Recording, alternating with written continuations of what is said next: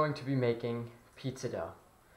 This dough takes 24 hours to rise, so you should make it the day before that you plan on using it. The ingredients you're going to need are 1 liter of water. You're going to need 5 grams of either bread yeast or brewer's yeast or active dry yeast. The only yeast you can't use is instant rise yeast. You're going to need 50 grams of salt, just regular kosher salt. And finally, you're going to need flour. And the flour, there's not really a measurement because it's just until the dough kind of all comes together, depending on the moisture and the humidity of the room that you're working in. Depends on a ton of other factors that determine how much flour you need, but you're definitely going to need a lot. My usual range is about 3 to 3.5 pounds of flour.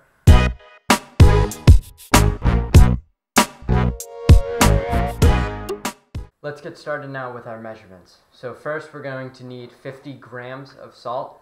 The reason this is by weight is just because it varies depending on the ingredients, and it's good to have consistency all the way across, no matter if you're using like coarse salt or kosher salt. You're just going to measure out the salt. Doesn't matter if you go a little bit over or under, just about 50. So I'm at, alright, there's 50. Next we have our yeast. We're just going to tare the scale back to 0. This yeast you can find online or at any like specialty store, especially like Italian specialty stores. Or you can just use regular active dry yeast that you find in your supermarket, but I find that this produces a little bit of a lighter crust. So this is just 5 grams of yeast here. This pouch that I'm using is 7 grams, so you can save the rest for the next time that you need to make any sort of baked goods. Now that we have all our ingredients measured, let's get started with the mixing. Here in our mixing bowl, we just have our 1 liter of water. This is about room temperature. You don't want it hot and you don't want it too cold, because the yeast won't be able to work and won't be able to make the dough rise. And if it's too hot, it'll just kill the yeast. So now we're going to take our salt that we already pre-measured, and we're going to dissolve it in the water. So we're just going to mix it with our hands until it dissolves.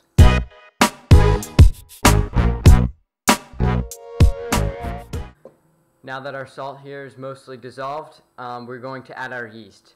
It's important to add the yeast instantly because otherwise, and it's important to keep stirring while you add your yeast, otherwise the salt is going to kill the yeast, which is something that would produce the doughs that won't rise, and it won't be good. We're just going to do the same thing that we did with the salt, mixing it just with our hands until it dissolves. Make sure to scrape down the sides of the bowl with your hands, just so all the yeast will get into the bowl.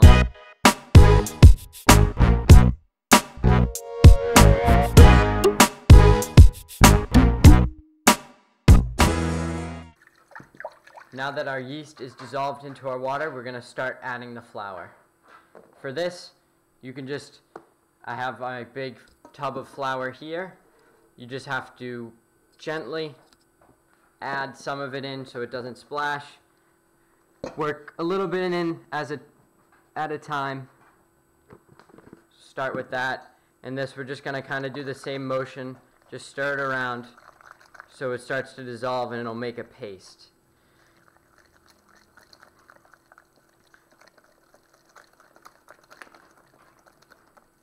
You see right now we kind of have this paste here. So we're going to keep adding our flour until this starts to come together as a dough, and then that'll be the point when we move it onto our workspace just on the countertop to knead it. This too is also important to keep scraping down the sides of the bowl. We don't want to have any of the flour stick to the sides because then it'll make clumps.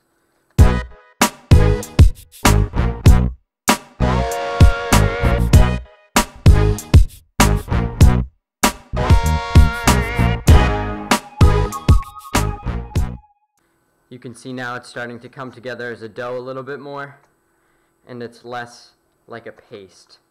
There's still clumps of flour in there. There's still flour on the side of the bowl, so I'm going to just try to scrape that down as best as I can and just work that into the mix.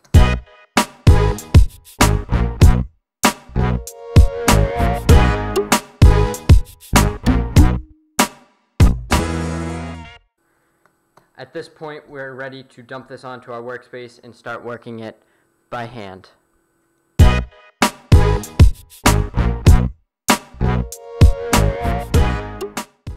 So now I'm just going to take some flour, put a good amount of flour on your workspace because you don't want it to stick. And you're just going to dump the dough right into that mound of flour so you can start working it. For this, you're probably going to have to use both hands. And what we're looking to do is just bring it up from the bottom, mix in the flour that's on the workspace so that it all stays together, and we don't want to have a big clump of flour and then a big pile of the wet dough.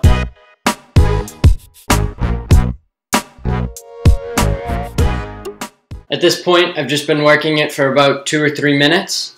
You can see it's coming together more. It's still wet in some places, but it's very soft. It's not like and it's very elasticy. It's not a tense dough, similar to like a bread dough.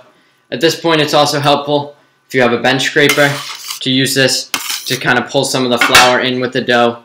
And if the dough ever sticks to the countertop, you can use this to move the dough around. Now from here, we're just going to knead the dough for about 30 minutes until it becomes equal all the way through and elastic. It's going to be soft, elastic, and definitely a lot more workable than it is now.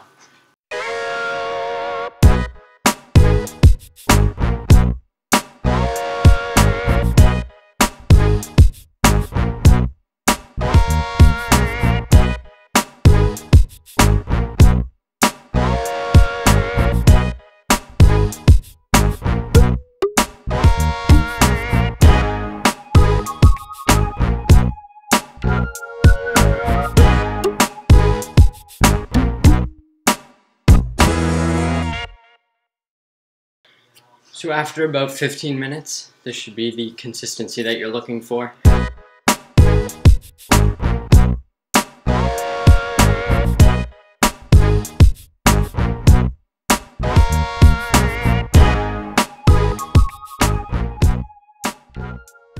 So after about 30 minutes, you should have a dough that looks like this.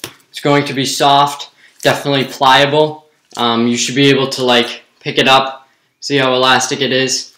It bounces back once it falls. Definitely a lot more consistent than what it was in the beginning. You don't see a lot of those same bumps that you saw before. So now what we're going to do is just take the dough, kind of form it into a ball like this as best as you can. I know it's still kind of sticky, but it's better to have less flour than you actually need than too much flour. So we're just going to kind of form it into a ball.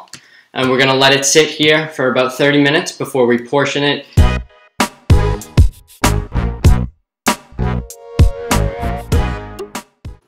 Now for our last step of today, we're just going to portion our dough. So over here I have my scale again. I have it set to grams. And I just put a little piece of plastic wrap on the top just so it wouldn't get dirty. Just going to take some flour, just put some flour on the top, not too much. And then you're just going to want to cut the dough. It's easiest to use a bench scraper for this. We're going to want to cut the dough into 250 gram pieces. So let's see this one. We're just over. Let's take a little piece off. You just kind of want to fold it. Fold the edges under itself. Make a nice little ball. Alright, so we have about 250 grams. We want to just take it. Put a little bit of flour down, just kind of roll it in the flour. So then you have perfect little ball. And then once we have all of our dough balls, we're going to let these rise for 24 hours, and then we can make the pizzas tomorrow. So now I just transferred the dough balls onto a wooden cutting board that I lightly floured. And for the next 24 hours, we're going to just cover it with a clean cloth, dish towel, whatever you have on hand. We're just going to leave this in a warm, humid place. We're trying to look for about 70 to 75 degrees